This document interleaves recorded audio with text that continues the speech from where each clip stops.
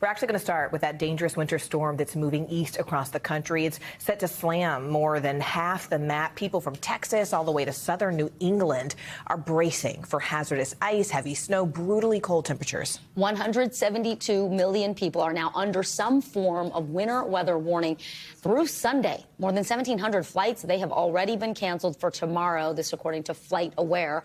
And more than a dozen states have declared emergencies.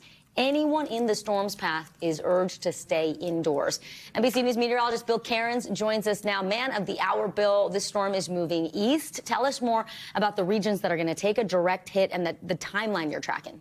Yeah, so many locations. The forecast has slowly been changing and tweaking. So you just really have to stay up with your NBC station here as we continue to go through this storm. So the freezing line is now dipping down. It's not quite in Texas yet, but it will be this afternoon to this evening. That's when the ice will begin. We have new ice storm warnings that stretch from the Texas-Louisiana border, including areas around Alexandria, all the way up through northern Mississippi. Now we have ice storm warnings from Atlanta, the northern half of South Carolina, western half of North Carolina, a little slice here of Tennessee, too. The Chattanooga area near Knoxville. And I think these ice storm warnings are going to be expanded northwards in time. It's looking like less snow and more ice problems right up through the mid-Atlantic, all the way now to New York City. So that has been changing slowly over the last couple of days. Less snow on the East Coast and more ice. So here's the timing of this. And you can see that snow ice line pretty much from, if you drew a line from Oklahoma City to Little Rock, back up here to Nashville. North of that, primarily dealing with snow, but south of that, dealing with all that messy sleet. You're lucky if you get sleet from this, because the sleet will just ping and bounce off everything.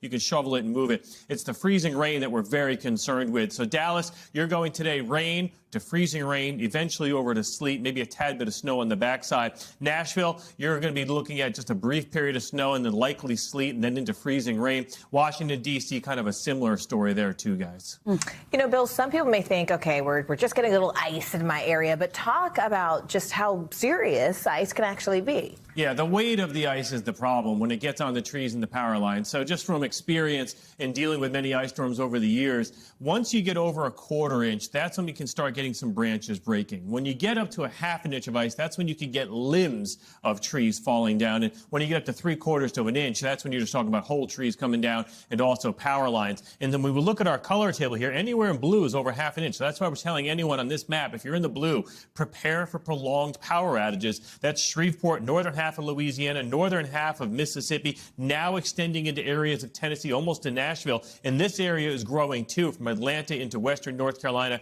And I'm very closely watching all our friends in North Carolina up into Virginia. That's the other spot that I think that the ice forecast is getting worse instead of better. We will be closely watching you. Bill Cairns, thank you so much. Well, speaking of which, Louisiana is now under a state of emergency with frigid temperatures and dangerous ice that is threatening the South. People are being urged to stay off the roads and to make sure they're prepared for those potential power outages Bill was just talking about. Joining us now, Mike Steele. He is the communications director at the Louisiana Governor's Office of Homeland Security and Emergency Preparedness. Mike, thanks so much for joining us.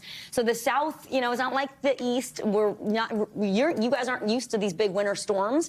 What do people need to know, and what are you all doing in the governor's office to help people stay safe?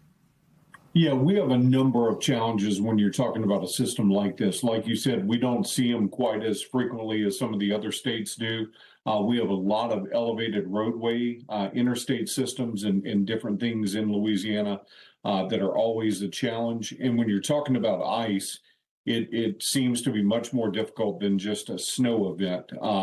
The message tonight will basically be, once those areas start to be impacted, Shreveport, Monroe, Alexandria, those type areas, once they begin to get impacted, we're asking people to stay off the roads until we can kind of see, what condition they're in. It's not a good time to be traveling. We're trying to urge people to take advantage of the window we have right now. If they need, groceries or gas for generators or different things like that, we're asking them to try and make sure they have those things in place so that they can kind of hunker down once the evening arrives. On top of the ice event, over the next couple of days, we have extremely cold temperatures that are expected to extend all the way through the beginning of next week.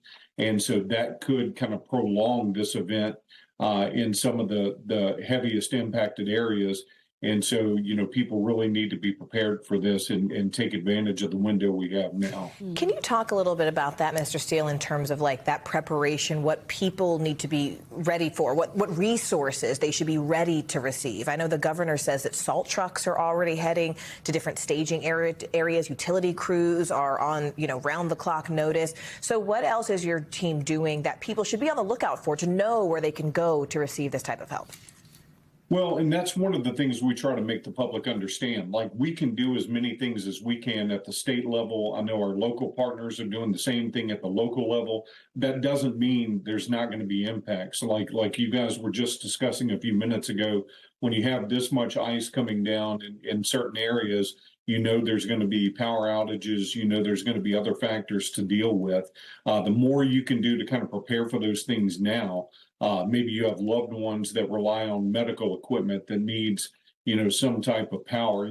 Think about those things you can do. If they can stay with someone else, maybe outside the area, that may be the best bet over the next couple of days. Prescription medicines are another big concern if people can't get to the store and can't get to the pharmacy.